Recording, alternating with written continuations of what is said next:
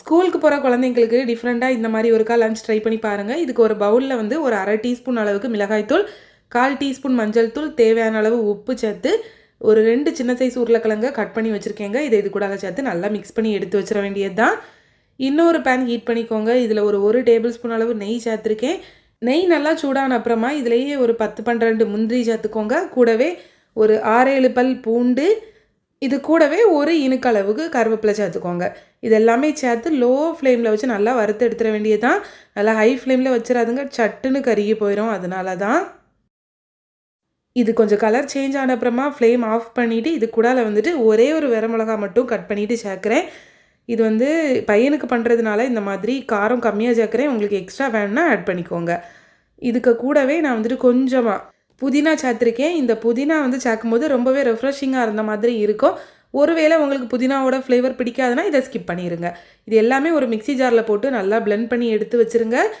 இன்னொரு பேனில் ஒரு டேபிள் ஸ்பூன் ஆயில், கூடவே கொஞ்சமாக எண்ணெய் சேர்த்து நல்லா சூடு பண்ணுங்கள். நல்லா சூடான அப்புறமா இது கூட கொஞ்சமாக கடுகு சேர்த்துருக்கேன். கடுகு நல்லா பொரிஞ்ச அப்புறமா நம்ம மிக்ஸ் பண்ணி வச்சுருந்தோம்ல, மசாலா போட்டு மிக்ஸ் பண்ணால் அந்த உருளைக்கிழங்கு இது கூட சேர்த்துடலாம். இதை சேர்த்துட்டு அப்படியே மூடி போட்டு உருளைக்கிழங்கு நல்லா வேகிற வரைக்கும் அப்படியே விட்டுருங்க.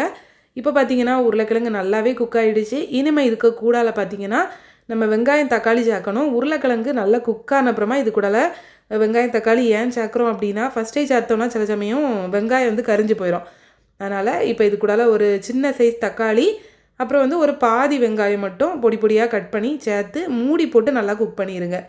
இது சட்டுன்னு குக் ஆகிரும். மூடி போட்டு குக் பண்ணிவிட்டு இது கூடாலேயே நம்ம அரைச்சி வச்சுருந்தோம்ல அந்த பேஸ்ட் இதை இது கூட சேர்த்துடலாம். தண்ணி வந்து அதிகமாக சேர்த்து அரைக்காதுங்க. உங்களால் முடிஞ்ச அளவுக்கு கம்மியாக சேர்த்து நல்லா மையாக அரைச்சி எடுத்துக்கோங்க. இதை சேர்த்த உடனேயே நல்ல ஒரு ஃப்ளேவர் இருக்கும். இப்போ நம்ம ரைஸ்க்கு தேவையான அளவு உப்பு இது கூட சேர்த்துடலாம்.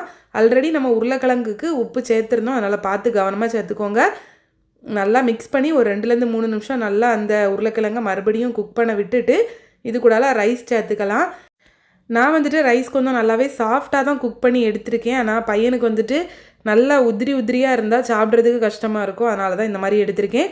மற்றபடி உங்களுக்கு எப்படி வேணுமோ நீங்கள் அதுக்கேற்ற மாதிரி பண்ணிக்கோங்க. நம்மளோட சூப்பர் டேஸ்டியான உருளைக்கிழங்கு சாதம் ரெடி ஆகிட்டுங்க. நீங்கள் நாளைக்கு இதை ட்ரை பண்ணி பார்த்தீங்கன்னா கண்டிப்பாக கமெண்ட்ஸில் ஷேர் பண்ணுங்கள்.